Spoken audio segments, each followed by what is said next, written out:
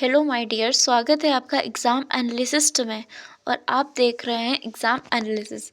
ये जो सीजीएल 2025 में एग्ज़ाम हुआ है उसमें कुछ पॉलिटी से क्वेश्चंस पूछे गए थे, वो मैं आपको इस वीडियो में सारे कंप्लीट करवा दूँगी। ओके, तो लेट्स स्टार्ट। निम्नलिखित में से किस आयोग ने केंद्र राज्य सहयोग को संस्थागत बनाने के लिए अंतर राज्य परिषद के लिए एक स्थायी सचिवालय की स्थापना की सिफारिश की थी? तो ये सरकरिया आयोग था, ऑप्शन सी। तो ऐसे सरकरिया आयोग में क्या होता है कि केंद्र राज्य सहयोग होते हैं, उनको संस्थागत बनाने के लिए अंतर राज्य परिषद के लिए एक स्थायी सचिवालय की स्थापना की गई थी। ओके, नेक्स्ट देखते हैं। भारत में समान एक मिनट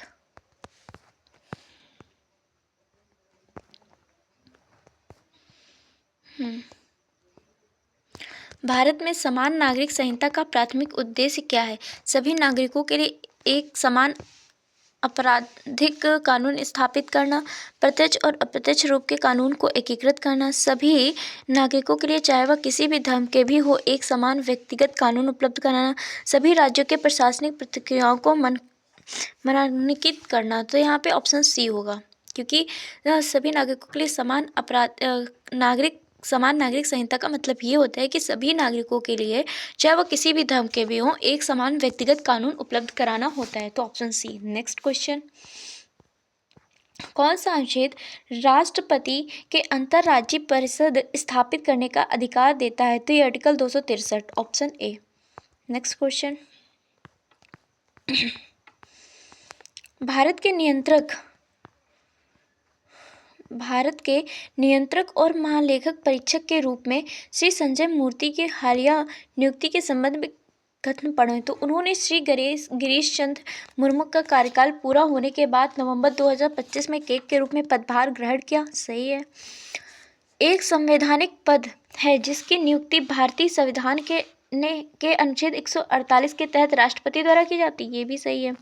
केक का कार्यकाल केवल 5 साल का होता है? नहीं। तो यहाँ पे 1 और 2 सही है। नेक्स्ट देखते हैं ऑप्शन 1 और 2, option A. Okay, next question, भारतीय संविधान के अनुच्छेद 279A के अनुसार जीएसटी परिषदों के निर्माण के लिए उपस्थित और मतदान करने वाले सदस्यों को भारित मतों को किस प्रकार की बहुमत की आवश्यकता होती है? तो ये 3/4 बहुमत की आवश्यकता होती है। ऑप्शन बी होगा। ओके, नेक्स्ट क्वेश्चन, निम्नलिखित में से कौन से विधायकों पर राष्ट्रपति या राज्यपाल की स्वीकृति के संबंध में अनुच्छेद 255 के कानूनी निहितार्थ को सही ढंग से दर्शाता है? राज्यपाल की लिखित स्वीकृति के बिना राज्य का कानून अमान्य है? ऐसा तो नहीं है। तो देखते हैं। वैधता के लिए सहमति का उल्लेख अनिवार्य है? ऐसा भी नहीं है। और यदि सहमत दे दी गई है तो पूर्व अनुशंसा छोड़ देने से कानून अमान्य नहीं हो जाता है। तो ये सही है। राष्ट्रपति का लिखित आदेश विधायी पारित होने से पहले आवश्यक है? नहीं। तो यहाँ पे ऑप्शन सी हो जाएगा। ओके, नेक्स्ट क्वेश्चन, राष्ट्रपति का चुनाव एक निर्वाचक मंडल द्वारा किया जाता है जबकि राज्यपाल का प्रत्यक्ष रूप से निर्वाचित? नहीं। राष्ट्रपति द्वारा नियुक्त? सही। सर्वोच्च न्यायालय द्वारा नामित? नहीं। विधानसभा द्वारा चुना गया? नहीं। तो ऑप्शन बी हो जाएगा। ओके, नेक्स्ट क्वेश्चन, राज्यपाल राज्य विधानसभा को भंग कर सकता है? कर सकता है। राष्ट्रपति के पास केवल लोकसभा के संबंध में ऐसी कोई शक्ति नहीं है? गलत। केवल आ जाते तो 90% ही गलत ही होता है। तो यहाँ पे ऑप्शन ए आ जाएगा, ओनली ए। ओके, नेक्स्ट, भारत में धन विधेयक पारित होने की सही विधायी प्रक्रिया को निम्नलिखित चरणों में से स्थापित कीजिए। तो लोकसभा में धन विधेयक का प्रस्तुतीकरण, लोकसभा में पारित होना, राज्यसभा में प्रेषण और राष्ट्रपति की स्वीकृति के लिए प्रस्तुत करना। तो पहले क्या होता है कि लोकसभा में धन विधेयक का प्रस्तुतीकरण होता है, उसके बाद लोकसभा में पारित होता है, फिर राज्यसभा में प्रेषण होता है, फिर राष्ट्रपति की स्वीकृति के लिए प्रस्तुत करना। ये सही लिखा हुआ है। ओके, तो इसी रेंज में लगा देना ABCD। तो ऑप्शन ए हो जाएगा। नेक्स्ट,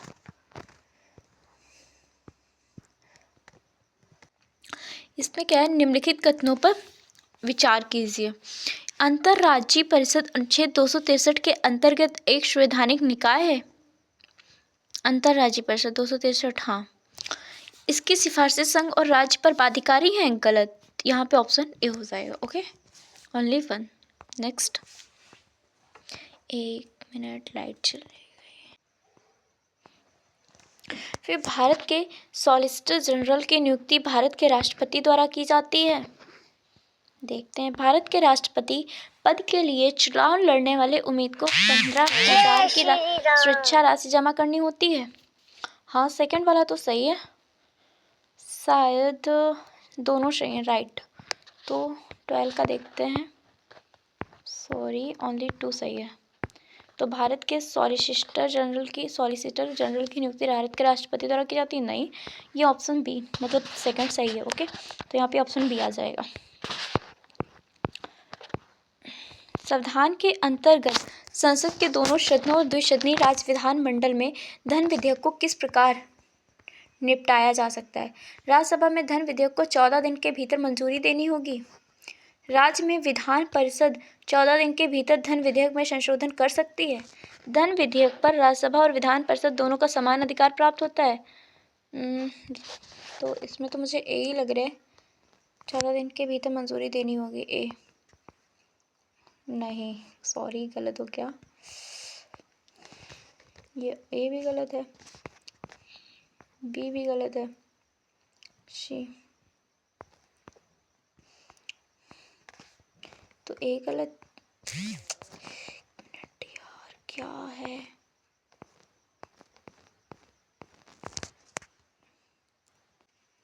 सॉरी गाइस, फिर से देखते हैं। तो संविधान के अंतर्गत संसद के दोनों सदनों द्विसदनीय राज्य विधानमंडल में धन विधेयकों को किस प्रकार निपटाया जाता है। राज्यसभा को धन विधेयक को 14 दिन के बाद भीतर मंजूरी देनी होगी, गलत। राज्यों में विधान परिषद 14 दिन के भीतर धन विधेयक में संशोधन कर सकती है, नहीं। धन विधेयक पर राज्यसभा और विधान परिषद दोनों का समान अधिकार है, नहीं। राज्यसभा और विधान परिषद केवल 14 दिन के भीतर सिफारिश कर सकती हैं, सही है ये। ओके, अनुच्छेद 246A राज्य, संसद और राज्य दोनों पर कानून बनाने की शक्ति देता है। तो संपत्ति के अधिकार पर, नहीं। वस्तुओं और सेवाओं पर कराधान पर, सही है। आपातकालीन दांडिक, नहीं, बी पे है, ठीक है। निम्नलिखित कथनों पर विचार कीजिए। सर्वोच्च न्यायालय एक उच्च न्यायालय से दूसरे उच्च न्यायालय के मामलों को स्थानांतरित कर सकता है, सही। अनुच्छेद 139-42वें संविधान संशोधन द्वारा प्रस्तुत किया गया, सही। दोनों सही हैं, देखते हैं क्या पूछा गया है। हाँ, उपरोक्त में से कौन सा सही है, दोनों सही हैं, both A and B. Okay, next question. 1956 में क्षेत्रीय परिषद का गठन अधिनियम 1956 द्वारा किया गया था। तो 1956 में वित्त आयोग तो हुआ भी नहीं था, पंचायत राज के लोगों का प्रतिनिधित्व भी नहीं, ये राज्य पुनर्गठन हुआ था। Okay, option A. संघ और राज्य विधानमंडलों के बीच विधायी शक्तियों के वितरण के संबंध में कौन सा कथन सही है। तो देखते हैं, राज्य विधानमंडल संघ सूची में सूचीबद्ध मामलों पर कानून बना सकती है, नहीं। संघीय विधानमंडल समवर्ती सूची के विषय पर केवल राज्य की स्वीकृति से ही कानून बन सकती है, ये भी नहीं। 256 केंद्र सरकार अनुच्छेद 256 के तहत राज्यों को निर्देश जारी कर सकती है। देखते हैं, संघ सूची के विषय पर संघ और राज्य को समान शक्तियां प्राप्त है, नहीं। तो यहाँ पे ऑप्शन सी होगा। Okay, option C. ओके, फिर निम्नलिखित में से कथनों पर विचार कीजिए। प्रत्येक धन विधेयक एक वित्तीय विधेयक है, सही। प्रत्येक वित्तीय विधेयक एक धन विधेयक होता है, नहीं। देखिए, प्रत्येक धन विधेयक जो होगा वो वित्तीय विधेयक होगा, लेकिन प्रत्येक वित्तीय विधेयक एक धन विधेयक होता है, ऐसा नहीं होता है। तो ऑप्शन ए। ओके, में घटनाओं का क्रम में व्यवस्थित कीजिए। पूर्वी क्षेत्रीय परिषद की बैठक 2022, ये तो लास्ट में ही होगा इससे, तो ये सी गया, सी गया। फिर राज्य पुनर्गठन अधिनियम पारित, ये 1956 में हुआ था, तो बी होगा, ए, ठीक। तो यहाँ पे ऑप्शन ए हो जाएगा। कौन सा कथन भारतीय संविधान के अनुच्छेद 301 के तहत संपत्ति के अधिकार के कानूनी चरित्र का सबसे सटीक वर्णन करता है। यह एक मौलिक अधिकार है जो संपत्ति अधिग्रहण के मुआवजे की गारंटी देता है, नहीं। यह राज्य के किसी भी कानून द्वारा यहाँ तक कि बिना किसी उचित प्रक्रिया के भी किसी व्यक्ति को उसकी संपत्ति से वंचित करने की अनुमति देता है।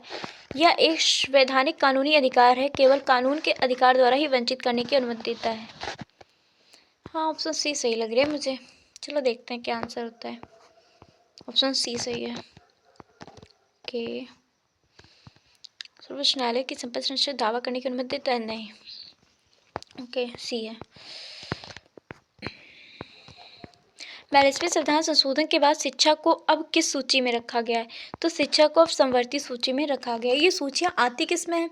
तो ये सूचियाँ जो हैं वो 7वीं अनुसूची में आती हैं, 7वीं अनुसूची में, जिसमें से 3 सूची होती हैं, संघ सूची, राज्य सूची, समवर्ती सूची। Okay, next question. मौलिक अधिकार और डीपीएसपी। मौलिक अधिकार और डीपीएसपी के बारे में कौन सा कथन सही है? दोनों ही न्यायालयों द्वारा न्यायाधीकृत और प्रवर्तनीय है, गलत। संघर्ष की स्थिति में डीपीएसपी मौलिक अधिकार के दरकिनारे कर देता है, ऐसा भी नहीं है। मौलिक अधिकार न्याय निर्णीत है लेकिन डीपीएसपी नहीं, ये सही, ऑप्शन सी। डीपीएसपी जो है, डीपीएसपी को संविधान द्वारा गारंटी दी गई है कि मौलिक अधिकार वैकल्पिक है, नहीं, तो ऑप्शन सी ही सही था। ऑप्शन सी सही है। Okay, next question. अनुच्छेद 270 के संबंध में कौन सा कथन सही है? तो अनुच्छेद 270 केंद्र और राज्यों के बीच करों के बंटवारे को नियंत्रित करता है, जिसमें जीएसटी से प्राप्त आय भी शामिल है, सही है। 101वें संविधान संशोधन के बाद अनुच्छेद 270 में संघीय करों और जीएसटी से प्राप्त राजस्व के वितरण के प्रावधान शामिल हैं। देखते हैं। जीएसटी क्षतिपूर्ति उपकर भी अनुच्छेद 270 के तहत केंद्र और राज्यों के बीच साझा किया जाता है।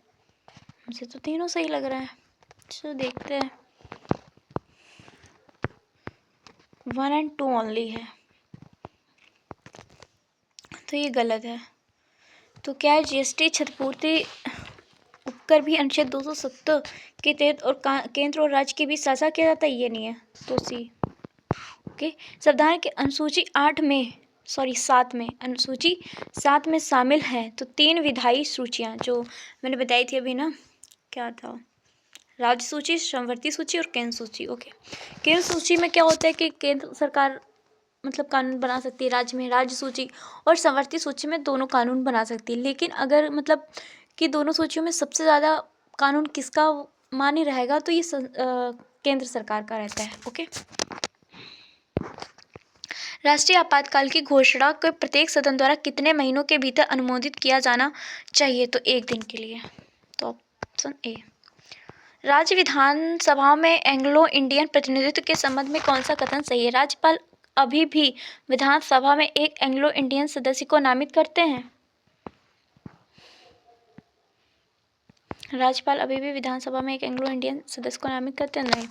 इस प्रावधान को 42वें संविधान संशोधन द्वारा समाप्त कर दिया गया, नहीं। इस प्रावधान को 104वें संविधान संशोधन द्वारा समाप्त कर दिया गया, सही। एंग्लो इंडियन सदस्यों का चुनाव अनुपातिक प्रतिनिधित्व के माध्यम से किया जाता था, नहीं। तो यहाँ पे ऑप्शन सी हो जाएगा। ओके, अनुच्छेद 370 जो जम्मू कश्मीर को विशेष दर्जा देता था को किस संवैधानिक तंत्र द्वारा निरस्त किया गया है? तो ये अनुच्छेद 370(3) के तहत राष्ट्रपति के आदेश के द्वारा नष्ट किया गया, इसको निरस्त कर दिया गया है। Okay, option A. भारतीय संविधान के अनुच्छेद 262 के अंतर्गत कौन सी व्याख्या अंतर्राज्यीय जल विवादों के संबंध में संसद के अधिकारों को सबसे सटीक रूप से दर्शाती है? ओके, नदी नौवहन पर कानून बनाएं लेकिन सुप्रीम कोर्ट के अधिकार क्षेत्र पर रोक ना लगाएं, गलत। जल विवादों के लिए न्यायाधिकरण स्थापित करें और सुप्रीम कोर्ट की समीक्षा पर रोक लगाएं, सही है ये। जल स्तरीय जल निकायों को स्थायी रूप से समाप्त करें, नहीं। अदालत कार्यवाही से पहले आईएससी मध्यस्थता को अनिवार्य करें, नहीं। तो ऑप्शन बी हो जाएगा। Okay, next question. कौन सा प्राधिकरण यह निर्णय लेता है कि कोई विधेयक धन विधेयक है या नहीं? वित्त मंत्री, नहीं। राष्ट्रपति, नहीं। लोकसभा अध्यक्ष, सही है। नियंत्रक महालेखा परीक्षक, गलत। तो सी ऑप्शन हो जाएगा। Okay, next question. भारतीय संविधान में व्यापक परिवर्तन लाने के कारण किस संविधान संशोधन अधिनियम को संविधान कहा जाता है? तो 44वां संविधान संशोधन अधिनियम 1978 नहीं, 52वां संविधान संशोधन 1985 नहीं, 42वां संविधान संशोधन 1976 सही, 86वां संविधान संशोधन 2002 नहीं। 86वें में क्या हुआ, शिक्षा से रिलेटेड जितने भी संशोधन हुए हैं वो 86 ही करना होगा। नेक्स्ट क्वेश्चन देखते हैं। भारतीय संविधान के किस अनुच्छेद के तहत देवनागरी लिपि में हिंदी को संघ की आधिकारिक भाषा घोषित किया गया? 348 आर्टिकल नहीं, 343 में, आर्टिकल 344 नहीं, 351 नहीं, तो बी ऑप्शन हो जाएगा। ओके, निम्नलिखित कथनों पर विचार कीजिए। संसद राज्यसभा की स्वीकृति से अखिल भारतीय सेवाएं बना सकती हैं? सही। अनुच्छेद 312 में सुरक्षा सेवाओं को अखिल भारतीय सेवाओं के भाग के रूप में उल्लेख किया गया है? गलत, तो ओनली ए हो जाएगा। ओके, निम्नलिखित में से कौन सा कथन सही है? यह समवर्ती सूची के किसी विषय पर राज्य का कानून राष्ट्रपति के लिए आरक्षित है और उसे स्वीकृति मिल जाती है तो वह उस राज्य में उसी विषय पर विधानमंडल संघीय कानून को रद्द कर सकता है? सही। संसद बाद में उसी विषय पर दूसरा कानून पारित करके ऐसे राज्यों में कानून को रद्द कर सकती है? दोनों सही है, only both and A and two. Okay, first and second, C option हो जाएगा। समान नागरिक संहिता की अवधारणा भारतीय संविधान के सिद्धांतों को किस श्रेणी का हिस्सा है? समान नागरिक संहिता, ये डीपीएसपी राज्य के नीति निर्देशक सिद्धांत आते हैं। तो मौलिक अधिकार जो है वो आर्टिकल 12 से लेके 35 तक आता है और मौलिक कर्तव्य जो है वो 51 ए में आते हैं। जो डीपीएसपी है ये किस में आता है? डीपीएसपी ये 36 से 51, आर्टिकल 36 से 51 आता है। ओके, तो नेक्स्ट देखते हैं। संविधान के प्रायोजनों के लिए कौन सा अनुच्छेद राज्य और संघ राज्य के क्षेत्र को परिभाषित करता है? तो ये पहला आर्टिकल है। कथनों पर विचार कीजिए। प्रत्यायोजित विधायन प्रशासनिक प्राधिकरणों द्वारा बनाया जाता है? सही है। इसे न्यायालय में चुनौती नहीं दी जा सकती, ऐसा गलत है, तो ऑप्शन ए। Okay, next. निम्नलिखित मंत्रिपरिषद को संवैधानिक उत्तरदायित्व के संबंध में निम्नलिखित कौन सा कथन सही है? लोकसभा नहीं, एक मिनट। केंद्रीय जो मंत्रिपरिषद लोकसभा के प्रति उत्तरदायी होती है? सही है। द्विसदनीय विधानमंडल वाले राज्यों में राज्य मंत्रिपरिषद सामूहिक रूप से विधान परिषद के प्रति उत्तरदायी होती है? गलत, तो यहाँ ऑप्शन ए हो जाता है। ठीक है, नेक्स्ट। निम्नलिखित में से कौन सा कथन सही है? राष्ट्रपति शासन की सिफारिश करने की राज्यपाल की विवेकाधीन शक्ति का उल्लेख आर्टिकल 356 ए में किया गया है?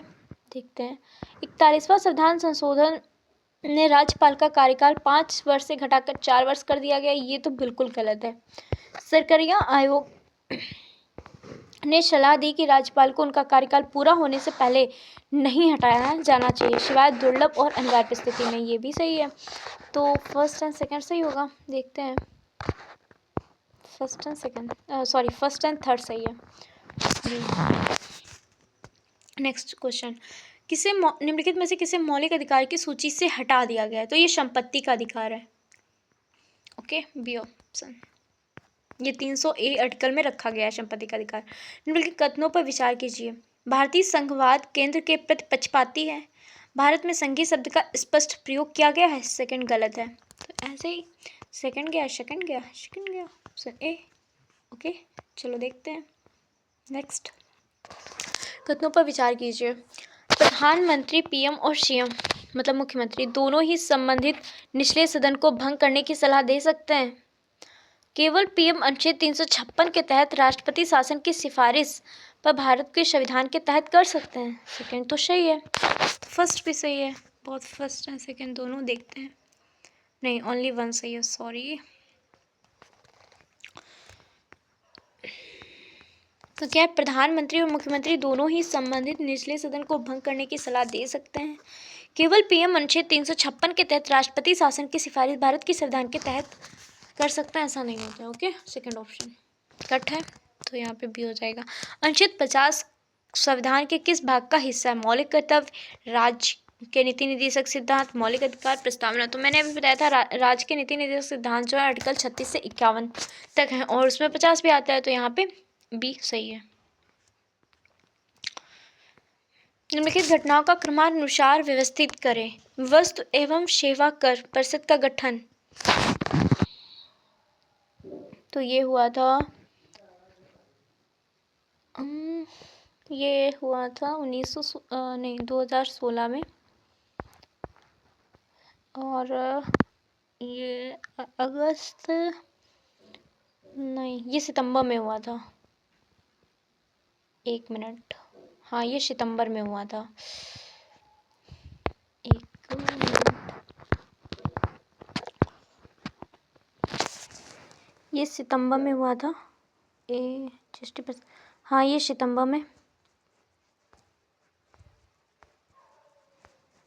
2016 में। ओके, और ये जो है 101वां संविधान संशोधन, ये अगस्त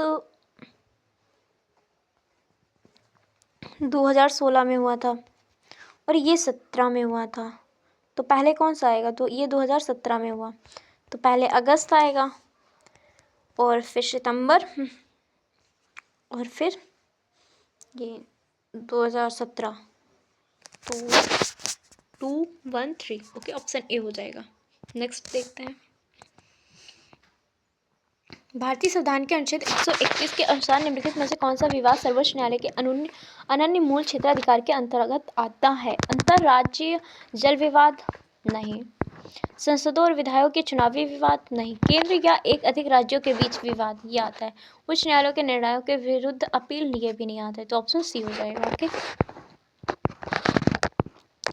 रिक्त स्थान में पृथक्करणता का सिद्धांत किस कानून के भाग को बनाए रखने की अनुमति देता है? तो ये वैलिड या वैध को। Okay, next question. निम्नलिखित कथनों पर विचार कीजिए। समवर्ती सूची केंद्र और राज्य दोनों को कानून बनाने की अनुमति देती है? सही है। नेक्स्ट, टकराव की स्थिति में राज्य कानून संघ के कानून पर प्रबल होता है? नहीं, तो ऑप्शन ए हो जाएगा, क्योंकि जब केंद्र सरकार का टकराव की स्थिति में जो कानून का संघ होता है वो ज़्यादा प्रबल होता है, तो ऑप्शन ए। भारतीय संविधान के अनुच्छेद 268 मुख्यतः किससे संबंधित है? तो संघ द्वारा लगाया जाने वाला और राज्यों द्वारा संग्रहित सेवा कर? नहीं। राज्यों द्वारा लगाए जाने और संग्रहित आयकर? नहीं। स्टाम्प शुल्क संघ द्वारा लगाया जाता है, लेकिन राज्यों द्वारा संग्रहित किया जाता है? सही। राज्य द्वारा औषधि उत्पादों वाले वसूले जाने वाले उत्पाद शुल्क? गलत, तो ऑप्शन सी हो जाता है। ठीक है, नेक्स्ट। कौन सा अनुच्छेद राष्ट्रीय आपातकाल के दौरान संसद को राज्य सूची के किसी विशेष कानून पर बनाने की अनुमति देता है? तो ये आर्टिकल 250 है, ऑप्शन ए। लेकिन कथनों पर विचार कीजिए। 131 उच्च न्यायालय को केंद्रीय कानूनों की वैधता पर निर्णय देने का विशेष अधिकार देता है। इसे 43वें संविधान संशोधन द्वारा निरस्त कर दिया गया था। तो यहाँ पे दोनों सही हैं, बोथ फर्स्ट एंड सेकंड दोनों। नहीं, फिर से गलत, सेकंड ओनली होगा। तो इसमें क्या है? उच्च न्यायालयों को केंद्रीय कानून की वैधता पर निर्णय देने का विशेष अधिकार देता है। नहीं, सही है, मतलब वो गलत ही है। इसे 43वें संविधान संशोधन द्वारा निरस्त कर दिया गया। सही है। नेक्स्ट, भारत के राष्ट्रपति चुनाव लड़ने के लिए न्यूनतम आयु क्या है? तो ये 35 वर्ष होती है। तो राष्ट्रपति के जो आर्टिकल होते हैं वो आर्टिकल 52 से 61 तक चलते हैं। ओके, राष्ट्रपति का ये संघ, इसका एक भाग है, एक मिनट, भाग 1 है संघ और राज्य क्षेत्र, भाग 2 है मौलिक अधिकार, नहीं, भाग 2 है राज्य से रिलेटेड, और भाग 3 है मौलिक अधिकार, भाग 4 है डीपीएसपी। तो ये भाग 5 में आता है, भाग 5। ओके, भाग 5 में। नेक्स्ट, कौन सा अनुच्छेद संसद को राष्ट्रीय हित के अंतर्गत राज्य सूची के विषय पर कानून बनाने का अधिकार देता है? तो ये आर्टिकल 249 है, ऑप्शन ए। छठी अनुसूची नागालैंड और अरुणाचल प्रदेश पर लागू होती है? गलत। यह स्वायत्त जिला परिषदों को निर्दिष्ट विषयों पर कानून बनाने का अधिकार देती है? सही। अब देखो, जो छठी अनुसूची है वो मतलब उसमें 4 राज्य आते हैं। ओके, छठी अनुसूची को हम ATM से याद कर लेते हैं, ATMM। तो ये अरुणाचल प्रदेश, त्रिपुरा, मेघालय, नहीं अरुणाचल प्रदेश नहीं, ये असम है, असम। ओके, त्रिपुरा, मेघालय, मिजोरम। मतलब मणिपुर जो है वो ऑप्शन में ज़्यादातर दे देता है, बट मणिपुर नहीं होगा। ओके, तो असम, त्रिपुरा, मेघालय, मिजोरम आ जाता है। तो यहाँ पे ऑप्शन बी ओनली राइट है। ओके, किस संवैधानिक संशोधन के माध्यम से अनुच्छेद 21A पेश किया गया, जिसमें 6 से 14 वर्ष की आयु के बच्चों को मुफ्त और अनिवार्य शिक्षा को मौलिक अधिकार के रूप में अनिवार्य बनाया गया था। तो अभी 46वां संविधान संशोधन आया था, जिसमें मैंने बोला था शिक्षा से रिलेटेड होगा, तो ये ऑप्शन बी हो जाता है। ठीक है, ऑप्शन बी। अनुच्छेद 312 संसद द्वारा नए के निर्माण का प्रावधान करता है, तो ये अखिल भारतीय सेवाएं, all India services, option C. Okay, next. निम्नलिखित कथनों पर विचार कीजिए। अनुच्छेद 262 संसद को नदी विवादों के लिए न्यायाधिकरण स्थापित करने का अधिकार देता है। ऐसे विवादों में सर्वोच्च न्यायालय को अपीली अधिकार प्राप्त है? नहीं। नदी विवादों में न्यायालय की, तो यहाँ पे ऑप्शन ए हो जाएगा। ठीक है, नेक्स्ट। किस संविधान संशोधन द्वारा शिक्षा को समवर्ती सूची में स्थानांतरित किया गया? तो 42वें संविधान संशोधन। 42वें संविधान संशोधन में इतने संशोधन हुए थे कि अगर इसकी एक बुक लिखी जाए ना तो एक छोटा सा संविधान तैयार हो जाता है, इसीलिए इसे लघु संविधान कहा गया था, और ये 1976 में हुआ था। ओके,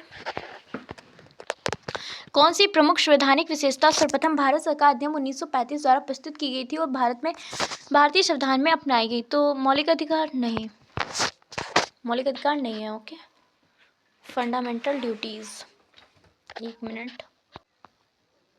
तो ये मौलिक कर्तव्य नहीं है। मौलिक कर्तव्य जो है वो रूस से लिया गया है, रूस से। Okay, next. प्रांतीय स्वायत्तता के साथ संघीय संरचना ये ली गई। संसदीय संप्रभुत्वता ये ब्रिटेन से ली गई। सर्वव्यापक वयस्क मताधिकार देख, तो ऑप्शन बी हो जाएगा। ओके, निम्नलिखित कथनों पर विचार कीजिए। अनुच्छेद 300 राज्य सरकार के विरुद्ध कानूनी मुकदमों की अनुमति देता है, सही है। फिर 300 के अंतर्गत भारत सरकार शब्द एक कानूनी इकाई है, ये भी सही है। तो बहुत फर्स्ट एंड सेकेंड दोनों। ओके, ऑप्शन सी हो जाएगा। Next question. अंतर्राज्यीय व्यापार पर कर अनुच्छेद द्वारा प्रतिबंधित है जब तक कि संसद अन्यथा प्रावधान न करे, तो ये 286 है, आर्टिकल 286 है। ठीक है, नेक्स्ट क्वेश्चन। भारत के वित्त आयोग के बारे में कौन सा कथन सही है? इसकी सिफारिशें केंद्र और राज्य सरकार पर बाध्यकारी है? नहीं। इसके सदस्यों को एक निश्चित कार्यकाल मिलता है जो कार्यपालिका निष्कासन से सुरक्षित है। इसकी सिफारिशें सलाहकार प्रकृति की है और कानूनी रूप से बाध्यकारी नहीं है। यह अधिनियम के लिए अपनी रिपोर्ट सीधे संसद को प्रस्तुत करता है। तो इसमें से क्या है कि, तो यहाँ पे क्या होगा, इसकी सिफारिशें जो है सलाहकार प्रकृति की और कानूनी रूप से बाध्यकारी नहीं है, तो यहाँ पे ऑप्शन सी हो जाता है। ओके, नेक्स्ट क्वेश्चन देखते हैं। फिर क्या है, निम्नलिखित कथनों पर विचार कीजिए। आर्टिकल 131 जो है संघीय विवादों में उच्च न्यायालयों को अनन्य प्रारंभिक अधिकारिता प्रदान करता है। सर्वोच्च न्यायालय अनुच्छेद 131 के अंतर्गत राज्यों के बीच विवादों का निपटारा करता है, सही, ओनली 2, सॉरी, बी ऑप्शन हो जाएगा। Okay, B. संघ राज्य समन्वय बनाए रखने में अनुच्छेद 263 की क्या भूमिका है? तो कराधान विवादों का निपटारा नहीं। क्षेत्रीय परिषदों का निर्माण नहीं। अंतर्राज्यीय परिषद का ढांचा प्रदान करना, सही। आपातकालीन प्रावधान को लागू करना, नहीं। तो यहाँ पे ऑप्शन सी हो जाता है। Okay, next question. राष्ट्रपति और राज्यपाल दोनों अनुच्छेद 72 के अंतर्गत क्षमादान दे सकते हैं? नहीं, दोनों नहीं दे सकता है। राज्यपाल मृत्युदंड के मामले को क्षमादान नहीं दे सकता है, सही है। तो ओनली 2 यहाँ पे राइट होगा। Okay, B option. जीएसटी परिषद के अध्यक्ष भारत के हैं, तो ये केंद्रीय वित्त मंत्री होते हैं, ऑप्शन बी। नेक्स्ट। राज्यसभा के बारे में कथनों पर विचार कीजिए, सही विकल्प चुनिए। तो राज्यसभा संसद का एक सतत सदन है जो किसी भी परिस्थिति में भंग नहीं हो सकता है, सही है। फिर राज्यसभा के सदस्य 6 वर्ष के कार्यकाल के लिए सेवा करते हैं, जिनमें से 1/3 सदस्य हर 2 वर्ष सेवानिवृत्त हो जाते हैं। सही, तो बहुत फर्स्ट एंड सेकंड दोनों सी ऑप्शन। संविधान का कौन सा अनुच्छेद संवैधानिक उपचारों का अधिकार प्रदान करता है? यह मौलिक अधिकार से जुड़ा है। तो यहाँ पे आर्टिकल 32 जो है वो संवैधानिक उपचारों का अधिकार है। इसे संविधान का हृदय और आत्मा भी कहा जाता है। आर्टिकल 32 में 5 रिट भी जारी की जाती हैं सुप्रीम कोर्ट के तहत। Okay, next question. सरकरिया आयोग की स्थापना वर्ष में हुई थी? तो ये 1983 में हुई थी। सरकरिया आयोग 1983। समान नागरिक संहिता मुख्य रूप से भारत में व्यक्तिगत मामलों को नियंत्रित करने वाले किस प्रकार के कानून को प्रतिस्थापित करना चाहती है? तो ये जो समान नागरिक संहिता होती है वो धर्म से रिलेटेड होती है। तो आपराधिक कानून नहीं, संपत्ति कानून नहीं, धार्मिक व्यक्तिगत कानून से रिलेटेड होती है। ओके, तो ऑप्शन सी हो जाएगा। नेक्स्ट, निम्नलिखित कथनों पर विचार कीजिए। आपराधिक कानून विशेष रूप से संघ सूची के अंतर्गत आता है। किस राज्य का विषय है? किसी राज्य के भीतर व्यापार और वाणिज्य राज्य सूची के अंतर्गत आते हैं। तो ये भी सही है भी आपराधिक कानून विशेष रूप से संघ सूची के अंतर्गत है, ऐसा नहीं है। ओके, एक मिनट, तो यहाँ पे हो जाएगा 2 और 3 ऑप्शन बी। Okay, next. रिक्त स्थान भरें। भारत सरकार अधिनियम 1935 के तहत भारत की संघीय न्यायालय वर्ष स्थापित किया गया था। तो 1937 में स्थापित किया गया था। तो ये ऑप्शन बी हो जाता है। Okay, next. फिर रिक्त अनुसूची 7 की सूची केवल राष्ट्रीय महत्व के मामले जैसे रक्षा और विदेशी मामलों से संबंधित है। तो राष्ट्रीय महत्व के मामलों में तो ये आ जाती है संघ सूची। ये संघ सूची से रिलेटेड है। Okay, option A. भारतीय संविधान के अंतर्गत राज्य निधि के संबंध में कौन सा कथन सही है? राज्य की संचित निधि को अनुच्छेद 266 के अंतर्गत परिभाषित किया गया है। इसकी आकस्मिकता निधि राज्य की आकस्मिकता निधि का संचालन राज्यपाल द्वारा राज्य विधानमंडल द्वारा बनाए गए नियमों के अनुसार होता है। सही, तो दोनों सही हैं, बहुत फर्स्ट एंड सेकंड दोनों। Okay, next. प्रथम विश्व युद्ध के दौरान भारत रक्षा अधिनियम 1915 में कार्यपालिका को करने का अधिकार दिया। तो ये निवारक निरोध को मंजूरी देना, ऑप्शन ए।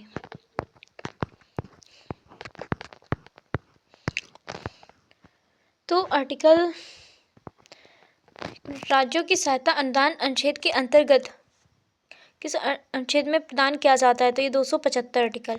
राजस्व घाटे की गणना कैसे की जाती है? तो राजस्व घाटे की गणना होती है जो व्यय से प्राप्तियों को हटा दें। तो ऑप्शन ए हो जाता है। ओके, पिंगली वेंकैया भारत को किस राष्ट्रीय प्रतीक के डिजाइन और उनके महत्वपूर्ण योगदान के लिए व्यापक रूप से श्रेय दिया जाता है? तो ये राष्ट्रीय ध्वज होता है, जो तिरंगा होता है, इसको इन्होंने बनाया था, इसलिए इनको श्रेय दिया जाता है पिंगली वेंकैया को। Okay, next question. कथनों पर विचार किया। अनुच्छेद 310 ब्रिटिश संवैधानिक प्रथा से लिया गया है। यह बिना जांच के सिविल सेवकों को हटाने की पूर्ण शक्ति प्रदान करता है। अनुच्छेद 310 के दायरे को सीमित करता है। तो ऑप्शन सेकंड कट, तो 1 और 3 होगा, ऑप्शन बी।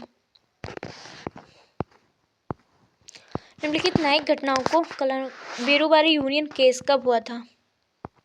बेरोबारी यूनियन केस ये 1960 के आसपास। केशवानंद भारती केस ये 1973 के आसपास हुआ था। और ये 2000 में कुछ 17 के अकॉर्डिंग हुआ था। तो ये तो अकॉर्डिंग से लगा हुआ है, टाइम के अकॉर्डिंग से, तो ऑप्शन ए हो जाता है। Okay, next. भारत सरकार अधिनियम 1919 के संबंध में निम्नलिखित में से कौन सा कथन इसके संवैधानिक निहितार्थ से सही ढंग से मेल खाता है? हस्तांतरित और आरक्षित विषय केंद्रीय और शक्तियों के बीच कार्यात्मक और ओवरलैप बनाया गया है। द्विसदनीय व्यवस्था का निर्माण पहली बार केंद्रीय स्तर पर 2 सदनों की शुरुआत की गई थी। लोक सेवा आयोग की स्थापना वायसराय की परिषद में भारतीय सदस्यों के वित्तीय नियंत्रण दिया गया है। प्रांतों में द्वैत शासन की शुरुआत भारतीय मंत्रियों की रक्षा और विदेशी मामलों पर नियंत्रण करने का दिया गया है। तो यहाँ पे पूछा क्या गया है, कौन सा सही ढंग से मेल खाता है? तो सॉरी, ऑप्शन बी होगा, ऑप्शन बी। ओके, कौन सा कथन भारतीय संविधान के अनुच्छेद 279A(9) के तहत भारतीय मतदान तंत्र को सही ढंग से लागू करता है। तो ये जीएसटी परिषद में राज्यों को सामूहिक रूप से केंद्र के 2 गुना मत भार, तो ऑप्शन सी हो जाएगा। Okay, next question. लेकिन कथनों पर विचार कीजिए। जीएसटी परिषद जीएसटी दरों पर बाध्यकारी सिफारिशें करती हैं? नहीं, ऐसा नहीं है। नेक्स्ट, अनुच्छेद 246 राज्यों की वस्तुओं और सेवाओं की अंतर्राज्यीय आपूर्ति पर कानून बनाने की अनुमति देता है। तो यहाँ पे ओनली 2 सही है ये, तो ओनली 2 हो जाएगा, option B option. Okay, next.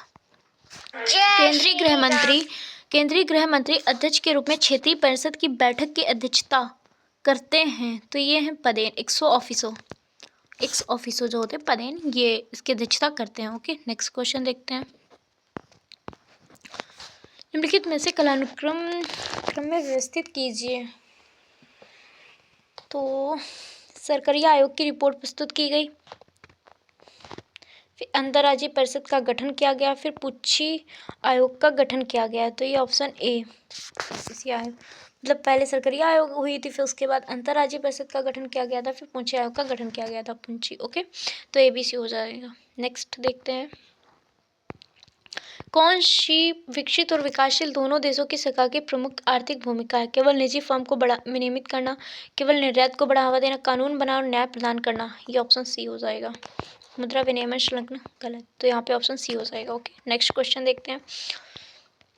समानता के अधिकार अनुच्छेद 14 पर एक सीमा के रूप में उचित वर्गीकरण की अवधारणा किस मामले में स्थापित की गई थी? केशवानंद भारती केस नहीं, पश्चिम बंगाल राज्य बनाम अनवर अली सरकार, ऑप्शन बी के तहत। तो पश्चिम बंगाल राज्य बनाम अनवर अली सरकार के तहत। ओके, नेक्स्ट क्वेश्चन देखते हैं।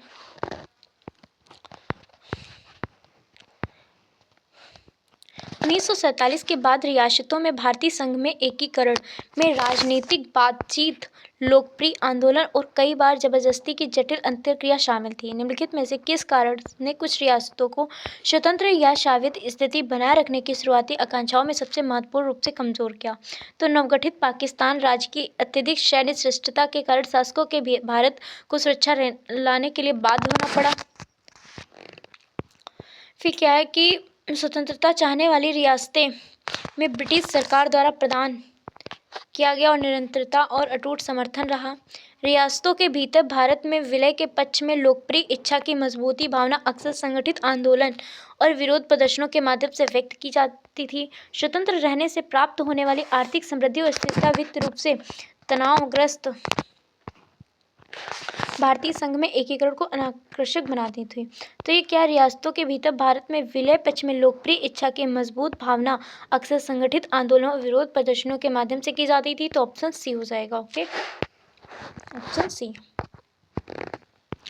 अनुच्छेद 258A के तहत राज्यों को क्या शक्ति प्रदान की गई? राज्य को संघ के कार्य सौंपने के लिए राष्ट्रपति की सहमति की आवश्यकता है। राज्यपाल राष्ट्रपति की सहमति से संघीय कार्यों को राज्य विधानमंडल को सौंप सकता है।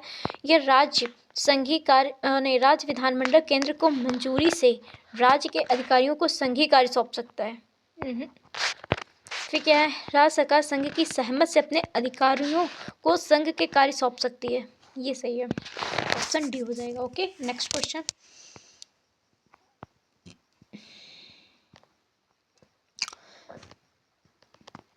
भारत के राज्यों को उधार लेने की शक्तियों के संबंध में कौन सा कथन सही है? यदि किसी राज्य पर केंद्र का कोई ऋण बकाया है तो उसे आंतरिक उधार लेने के लिए केंद्र की सहमति आवश्यकता होगी। सही है। यदि कोई भी राज्य केंद्र सरकार की पूर्व स्वीकृति के बिना विदेशी स्रोतों से ऋण नहीं ले सकता, ये भी सही है। तो वो फर्स्ट सेकंड दोनों, तो ऑप्शन सी हो जाएगा। Okay, next. भारतीय कानूनों को संहिताबद्ध और समेकित करने के लिए भारत में पहली बार विधि आयोग की स्थापना किस अधिनियम के तहत की गई थी? तो ये 1833 चार्टर अधिनियम था, इसके तहत इसकी विधि आयोग की स्थापना की गई थी। ओके, 1833 का चार्टर अधिनियम। नेक्स्ट, वित्त आयोग की स्थापना भारतीय संविधान के किस अनुच्छेद के तहत की गई है? तो ये 280, ऑप्शन ए। निम्नलिखित कथनों पर विचार कीजिए। अंतर्राज्यीय परिषद की स्थापना 1990 में सरकरिया आयोग की सिफारिश पर की गई थी। यह अनुच्छेद 263 के तहत एक संवैधानिक निकाय है। इसमें राज्यों के बीच अनुपालन लागू करने की शक्तियां हैं। D1 and 2 and 3 तीनों राइट हैं। नहीं, इसमें राज्यों के बीच अनुपालन लागू करने की शक्तियां नहीं थी। First and second A.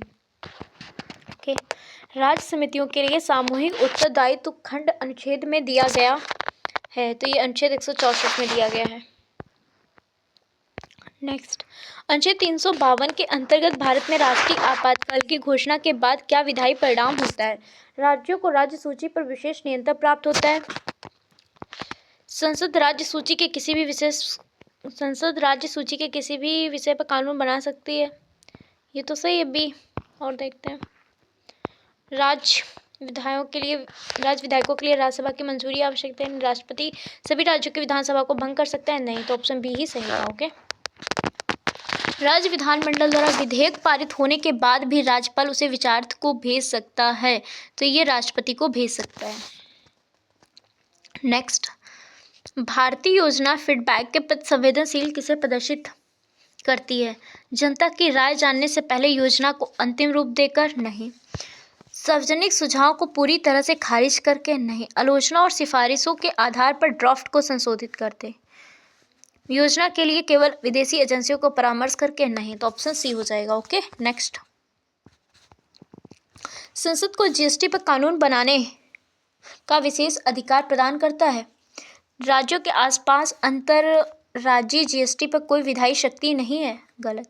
GST परिषद अनुच्छेद 279 के तहत एक संवैधानिक निकाय है, तो यहाँ पे देखते हैं फर्स्ट एंड सेकंड। नहीं, ओनली 3 सही है भाई, ये तो सही था। अनुच्छेद 246 संसद को जीएसटी पर कानून बनाने का विशेष अधिकार प्रदान करती है, ये आर्टिकल गलत है। ओके, तो 96 में ऑप्शन सी, मतलब ओनली 3 सही है, तो यहाँ पे सी ऑप्शन हो जाएगा,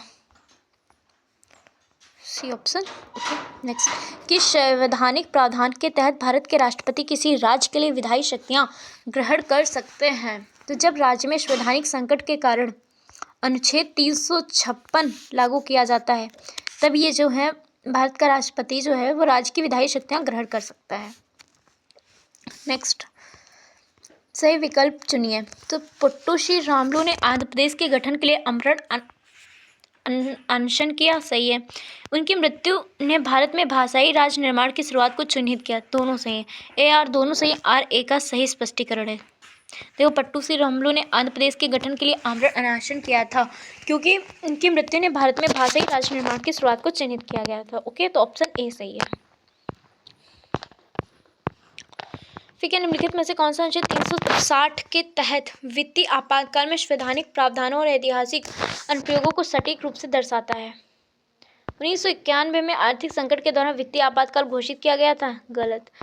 आर्टिकल 360 राज्य को केंद्रीय कर्मचारियों को वेतन रोकने की अनुमति देता है? देखते हैं, वित्तीय आपातकाल, हे भगवान, 1991 के आर्थिक संकट के दौरान वित्तीय आपातकाल घोषित किया गया था? सही है, ये तो गलत ही था। फिर एक मिनट, बी, तो ए कहाँ गया? ए कहाँ गया भाई? ये रहा। क्या है, कभी भी वित्तीय आपातकाल की घोषणा नहीं की गई है, लेकिन इसे सुप्रीम कोर्ट के न्यायाधीशों के वेतन में कटौती की अनुमति मिलती है। सही, वही कहें कि 1991 में तो मतलब आपातकाल आया ही नहीं था, वित्तीय आपातकाल लगाया ही नहीं गया कभी। फिर ये कहाँ सही हो गया? तो ऑप्शन ए सही है। ओके, विशेष विधायी और आपातकालीन स्थितियों में राज्यसभा की भूमिका के संबंध में कौन सा कथन सही है? तो अनुच्छेद 249 के अंतर्गत संसद को राज्य सूची के विषय पर कानून बनाने की अनुमति देने वाले राज्यसभा का प्रस्ताव 1 वर्ष तक वैध रहता है। संसद राष्ट्रपति शासन की घोषणा को केवल राज्यसभा की सहमति से ही बढ़ा सकती है। मेरे अकॉर्डिंग तो ओनली 1 ही सही है। ओनली 1 ही सही है। ओके, पुस्तक कहीं गया क्वेश्चन भाई? पुस्तक fraternity, constitutional norm and human need के लेखक ने किस केंद्रीय विषय पर प्रकाश डाला है? वैश्वीकरण के कारण उत्पन्न आर्थिक असमानता? नहीं। भारतीय संविधान के कानूनी इतिहास? नहीं। लोकतंत्र के एक बाध्यकारी शक्ति के रूप में बंधुत्व का विचार? सही है। फिर भारत की राजनीतिक व्यवस्था में संघवाद की भूमिका? नहीं। तो यहाँ पे ऑप्शन सी हो जाता है। तो कौन सा कथन भारत में विशेष श्रेणी राज्य के दर्जे के कानूनी और संस्थागत आधार का सटीक वर्णन करता है? तो यह अनुच्छेद 275 के तहत प्रदत्त एक संवैधानिक प्रावधान है? नहीं। इसे संविधान में परिभाषित किया गया और अंतर्राज्य परिषद द्वारा इसकी अनुशंसा की गई है? नहीं। इसका उल्लेख संविधान में नहीं है और इसे राष्ट्रीय विकास परिषद द्वारा प्रदान किया गया था। ऑप्शन सही है। यह अनुच्छेद 280 के अंतर्गत वित्त आयोग द्वारा प्रदान किया जाता है? गलत। तो यहाँ पे ऑप्शन सी सही है। नेक्स्ट, समान नागरिक संहिता का मुख्य उद्देश्य क्या है? आपराधिक कानून बदलना, संसदीय लोकतंत्र को खत्म करना, विवाह, तलाक, उत्तराधिकार जैसे नागरिक मामलों में एक समान कानून स्थापित करना। तो यहाँ पे ऑप्शन सी हो जाएगा। कौन सी अखिल भारतीय राज्य सेवा राज्य संवर्गों को आवंटित की जाती है लेकिन केंद्र और राज्य द्वारा संयुक्त रूप से नियंत्रित की जाती है? तो ये IAS। जब संसद सत्र में ना हो तो राष्ट्रपति किस अनुच्छेद के तहत अध्यादेश जारी कर सकता है? ये कितने समय तक लागू रहता है? तो राष्ट्रपति जब 123 के अकॉर्डिंग और जो राज्यपाल है वो 213 के अकॉर्डिंग। ओके, तो यहाँ पे ऑप्शन ए हो जाता है। संसद में वह प्रथा जिसमें अनुदानों की मांगों पर चर्चा के लिए समय सीमा बीत जाने के बाद मतदान कराया जाता है, उसे क्या कहते हैं? उसे गिलोटिन कहा जाता है। Option A. नेक्स्ट, किस वैधानिक संशोधन ने राज्य के लिए स्थानीय स्वशासन की इकाइयों के रूप में पंचायती राज संस्थाओं की स्थापना करना अनिवार्य कर दिया? तो ये 73वां संविधान संशोधन जो 1992-93 के आसपास हुआ था। ओके, भारत संविधान के किस अनुच्छेद के तहत किसी राज्य में राष्ट्रपति शासन की घोषणा की जाती है? तो ये आर्टिकल 356 के अकॉर्डिंग। अनुच्छेद 356 राष्ट्रपति को क्या करने का अधिकार देता है तथा इसके संवैधानिक सुरक्षा उपाय क्या हैं? तो संसद भंग आगे अनुमोदन की आवश्यकता नहीं। राज्य सरकार को बर्खास्त करना 2 महीने के भीतर अनुमोदन आवश्यक होता है। तो यहाँ पे ऑप्शन बी हो जाएगा कि राज्य सरकार को बर्खास्त करना और 2 महीने के भीतर अनुमोदन आवश्यक होता है। तो ओके, सेकेंड ऑप्शन हो जाएगा बी ऑप्शन। रेलवे किराए और माल भाड़े पर किस स्तर की सरकार को प्राप्त होता है? तो ये संघ को प्राप्त होता है। Okay, option A. Option A. कौन सा अनुच्छेद राष्ट्रपति को वित्तीय आपातकाल घोषित करने की शक्ति प्रदान करता है? वित्तीय आपातकाल तो ये 360 आता है। ओके, राष्ट्रीय आपातकाल 352 और राष्ट्रपति शासन 356 के तहत आता है। ओके, नेक्स्ट, कौन सा भारतीय राज्य समान नागरिक संहिता लागू करने वाला पहला राज्य बना है? तो ये उत्तराखंड बना है। अब गोवा भी बन गया है। अनुच्छेद 249 के तहत राज्यसभा की विशेष शक्ति उसे संसद को सूची के विषय पर कानून बनाने के लिए अधिकृत करती है। तो उसे राज्य सूची के विषय पर। Okay, option A. अंतर्राज्यीय परिषद के बारे में कौन सा कथन सही है? अंतर्राज्यीय परिषद नेतृत्व भारत के प्रधानमंत्री करते हैं। यह विवाद समाधान के लिए न्यायाधिकरण के बजाय एक अनुशासनकर्ता निकाय के रूप में कार्य करता है। बी और ये दोनों सही है। देखते हैं क्या ऑप्शन में है। सी सही है। बोथ फर्स्ट एंड सेकंड दोनों। नेक्स्ट, कहाँ गया? जो विधेयक नया कर लगाता है उसे केंद्र में विधेयक के रूप में वर्गीकृत किया जाता है। तो उसे धन विधेयक के रूप में वर्गीकृत किया जाता है। ओके, नेक्स्ट, कथनों पर विचार कीजिए। अनुच्छेद 263 को अंतर्राज्यीय परिषद स्थापित करने का अधिकार देता है। परिषद अंतर्राज्यीय विवादों की जांच कर सकती है। हाँ, कर सकती है। इसकी संरचना में प्रधानमंत्री और केंद्रीय मंत्री शामिल हैं। ये भी सही है। सेकंड सही है। 1 मिनट देखते हैं। तो सेकंड एंड थर्ड सही है। ऑप्शन ए के वित्तीय आपातकाल के दौरान न्यायाधीश के वेतन में कटौती की जा सकती है। तो ये राष्ट्रपति वित्तीय आपातकाल के दौरान न्यायाधीश के वेतन में और राष्ट्रपति के वेतन में कटौती की जा सकती है। तो यहाँ पे ऑप्शन ए हो जाएगा। Okay, so thank you so much. And आपको अगर ये वीडियो अच्छी लगी हो तो प्लीज़ लाइक एंड सब्सक्राइब ज़रूर कीजिएगा। Bye bye, take care.